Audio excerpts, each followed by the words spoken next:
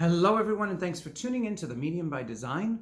Today I want to talk about living the touched by an angel life.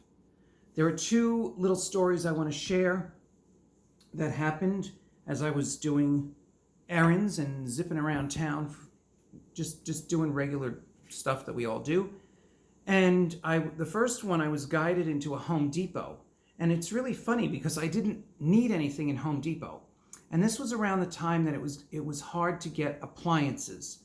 During the COVID period, there was a period where we couldn't get appliances. Don't ask me. It's like the toilet paper thing. What happened to toilet paper? I don't know. So my parents' refrigerator broke. And they went to the store and they said, oh yeah, it's 4 months for a refrigerator. My mom's like, can't wait 4 months. The refrigerator's dead, right? So they wound up getting one, but I wanted to see if that was happening on this side of the country, they're on the other side. And, I wanted to see if it was a regional thing. So that was in my mind, but I really didn't have to go to Home Depot and ask this question. This was not something, it just popped in my head, right? So I go in and I go to the appliance section, and there's one man working there. He's an older man. He's in his 60s. And I don't know how Spirit got me to open up a conversation, but I don't know. I was compelled to ask him how he's doing as a person, not as a salesperson. I felt the need to ask him and let him express himself, okay? This happens very, very often. So I'm not just out doing errands and doing my to-do list. No, those days are long gone, long gone. There's always a spirit thing that wants to come through to touch somebody. And it is the touch by an angel life. So I open up the question to let him start talking. And his story is he's in an extremely challenging period. The wife had cancer, so he had to caretake. And then she, something else happened.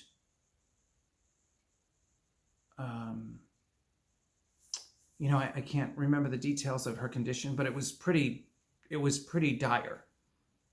So, it started out 5 years. Okay, here we go. See, if I just wait, sometimes the facts will come back. So it started out about 5 years ago. She hurt her back. She got a surgery and she could not walk. That was the key. That was the key to his life turning on a downward spiral. He had to caretake for her because she could no longer walk. And of course, there's a lot of anger. Remember, these turning events in life can really create a lot of anger, rage, frustration, okay? So that's the first thing. That's about 5 years ago. Now, the second thing is that she got cancer. That was like the last straw. And now he was forced to go back to work because their medical bills are astronomical.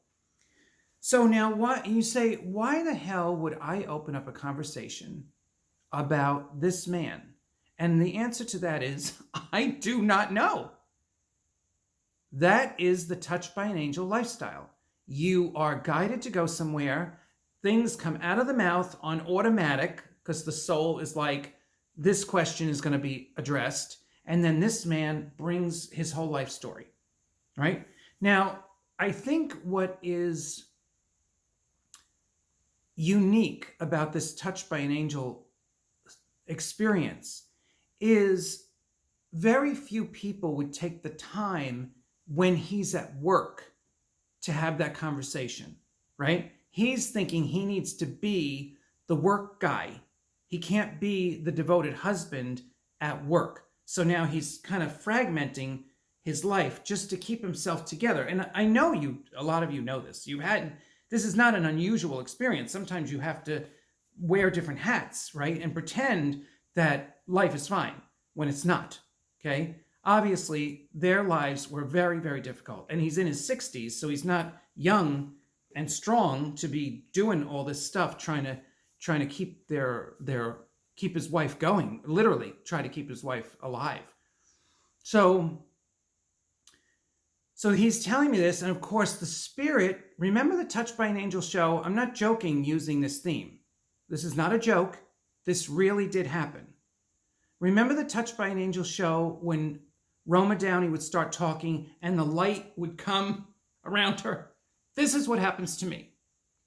The light, when I'm talking, gets so strong, just like it is right now. I can feel it. This is why I get emotional. The light gets so, and listen, Roma Downey cried too. She was given the message and she cried too. So just remember that. Go back to those episodes. She would cry too because the power of the Spirit is so strong. And the love of the Spirit is so strong. It's not easy for a human to feel that love. And it's not easy to be a human where Spirit is using you to touch somebody you don't even know, right? Now, the only work I could see is probably the most powerful like this is EMTs. Remember the show Ghost Whisperer and the husband was the EMT? That's another, his job would not be considered a spiritual job, but his soul committed to that work and touching those people that were possibly near death, right? So that's not a real spirit experience, but it can be, right? And it can be seen that way because his soul is committed, or her soul, sorry, he or she as an EMT, that's their job. Well, this is my job. I go in when somebody could be at the end of their rope, like this man. He's at the end of his rope. And what does he say at the end of the story about the wife? And now he's got tears and he's very embarrassed. He is having the Brene Brown, I am too vulnerable. I don't want to be vulnerable in this position. And this is a man, right? So who better able to touch another man emotionally than another man, right? Because he's not expecting this. This is coming from left field, right? This stranger comes in, asks him to tell his story. He tells it now. He's all verklempt, as we would say, right? He's all out of balance. And he's like, he doesn't want to be this way. So then he said, this was the trigger or the opening that he gave me to go further. He said, I asked him if he was a religious person. I asked him if he prayed, right? Why did I ask that? I don't ask that to everybody. It just came out of my mouth. This is not a planned thing. And if you get anything from this video, these experiences are not planned. This is me following my spirit and maybe his prayer call out to the universe, out to God, please help me, right? But the thing about the prayer thing, when I asked him that, he had given up on that. He did not believe anymore. He has turned away from God, turned away from spirit. Of course, his language would be a little bit more conservative as his ideas of God and spirit are compared to mine. But that does not mean we're not connected. See, that's another thing people don't realize. Just because someone uses different lingo to explain their understanding of spirit does not mean we don't agree. I have been in Christian churches and spoken to Christians. I have great Christian friends because they know I'm touched by God, right? They know that spirit is using me and working with me for better or worse, whatever I have to deal with, right? So he really confesses that he has given up on God. So then I gave him, remember, if you haven't seen the Jesus videos and you're afraid of religion and you think my Jesus videos are all about religion, they are not. Jesus does not come to me as a religious figure in any way, shape, or form. He comes to me as my best friend. And he's so advanced now, he can tell me about where evolution of the human is going. He can talk about the galactics. He's very, very advanced being. So he can talk to me about anything, right? And this is like a friendship. This is not a deity, or I don't see him that way. I don't have to bend down and kiss his feet. He's not asking me to do anything like that. So this man, because he did have a religious background, I pulled the Jesus card. And I said, well, here's what I want you to do. I want you to go home. I cannot believe this came out of my mouth. I want you to go home with your wife and call in Jesus. I want you to call him in to her room, and I want you to sit there, hold hands, and talk to Jesus. Tell him exactly what's going on and that you want help.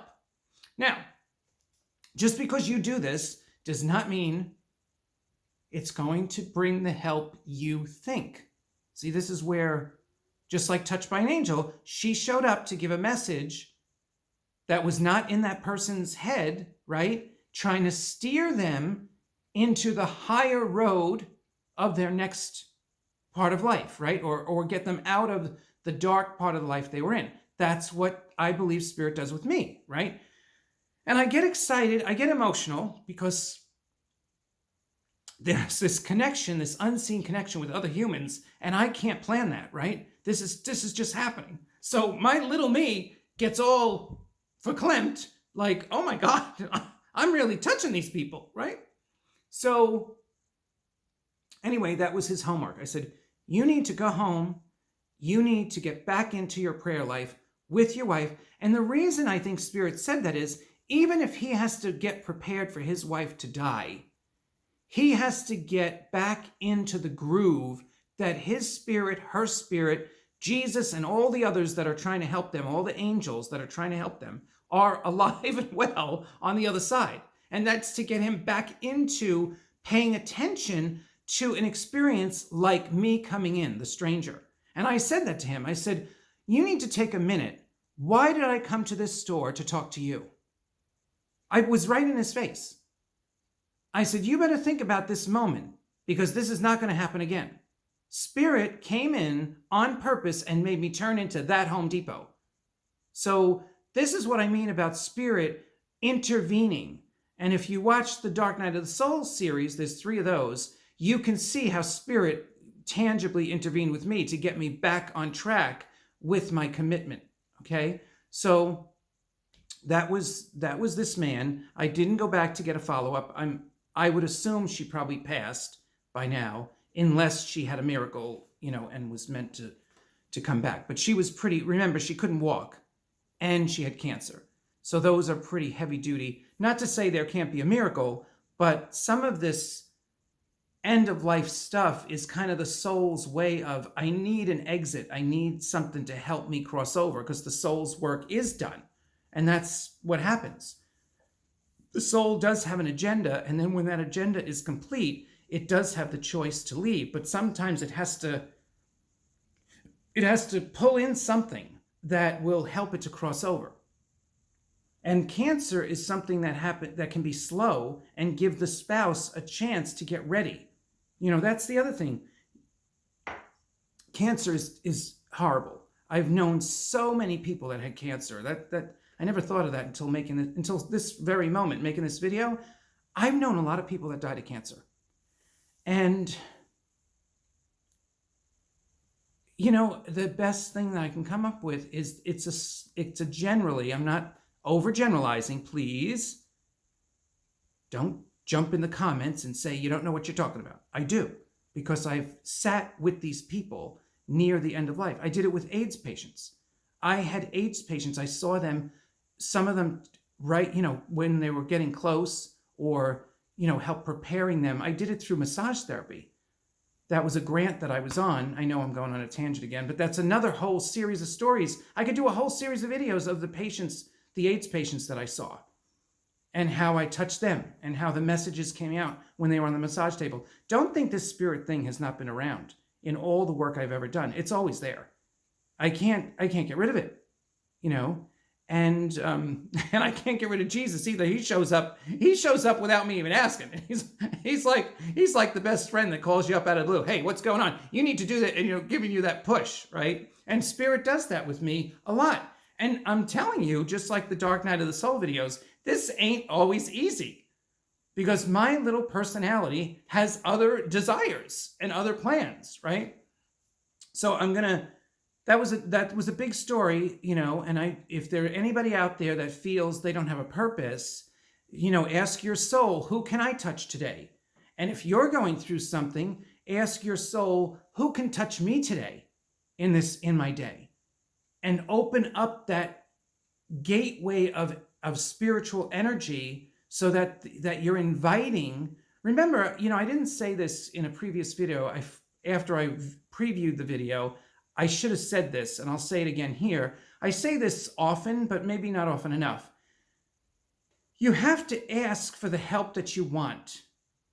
And that helps open the door to spirit intervention, right? When I went through the dark night of the soul, I was really, really angry, right? There was a lot of layers of emotion that were going on. And when I finally got so angry that I demanded something to happen, then things opened up. And my friends, my really close friends, could see how that happened. And I didn't talk about all the details on those videos, but things in the last 4 weeks have turned around very, very quickly. And I said, the joke that I said, and I didn't, this is not on those videos either. I don't know how I missed saying this.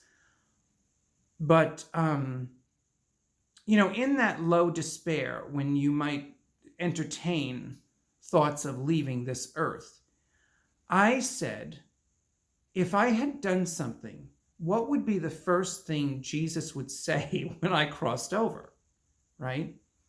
And the first thing I heard was, if you just would have waited a little longer, because things did turn around in 24 hours, right? Things did. When I was at the bottom, they turned around within 24 hours. So that was the joke that I'm hearing with Spirit is, if you just would have waited. Now when you go to the other side, even if you caused it, it's too late. If I made myself cross over, it would have been too late. Jesus, we would have been laughing like, oh, you really shouldn't have done that, because there was more for you just around the corner. So I can talk about these things because I've lived the experience, and don't be offended if you feel I'm making too much joke of heavy emotions. Believe me, I've been in this boat a few times this lifetime. So I really understand the heavy emotions. And that is why Spirit can use me to stop at a Home Depot and help a stranger and bring a message to that stranger. So I appreciate you watching. I have turned these recent videos into very personal stories because I think people need something real to grasp onto instead of some of the lofty promises that are coming to humanity, which I do believe in those too. But right now, all those promises have not been manifested yet. So, we still want to pull in the better energies. The future of humanity is very bright, but right now it's a little mixed vibe. So, if we can still keep requesting the Spirit to come in and interact and help guide us and keep us on track through some of these turbulent times, these turbulent years, I think we do have a bright, I do believe this so really deeply, that we do have a bright future. So I just want to thank you for watching. If you want to be supportive, go ahead, do whatever you feel is right for you. You know what to do. Subscribe. How many times are going to repeat that, plea to keep asking. If you're new to the channel, I would support you to go to my main page, go to the playlist. There are so many incredible messages that even I still go back and listen to, because it's nice when somebody reads a message to me. So again, you know what to do to be supportive. I hope that Spirit is intervening in your life and helping you in every area that you need assistance. Stay tuned, because I'm going to be sharing much more stories of personal spiritual intervention. Thanks for watching.